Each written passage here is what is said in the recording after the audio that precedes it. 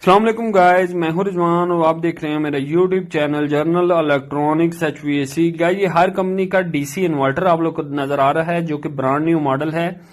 बिल्कुल नई टेक्नोलॉजी जो हायर कंपनी की आई है, ये उसका मॉडल है R32। गैस इसमें चार्ज हुई है जो कि बिल्कुल नई गैस आई है। किसी भी भाई को हायर कंपनी का DC इन्वर्टर चाहिए हो या किसी भी कंपनी का AC चाहिए हो, DC इन्वर्टर चाहिए हो, आप हमसे कांटेक्ट कर सकते हैं। हम अपना विजिटिंग कार्ड भी शेयर कर देते हैं।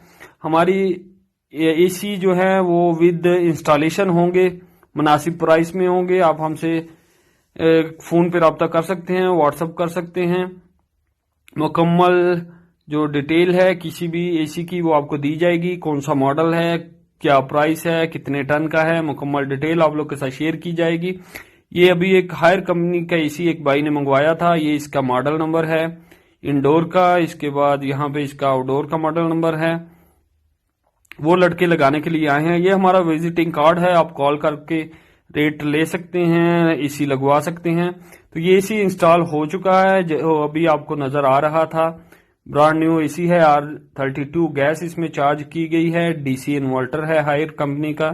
तो कोई भी AC चाहिए हो, नया चाहिए हो, यूज में चाहिए हो, आप हमसे कांटेक्ट कर सकते हैं। हर कंपनी के ब्रांड न्यू AC हमारे पास अवेलेबल हैं।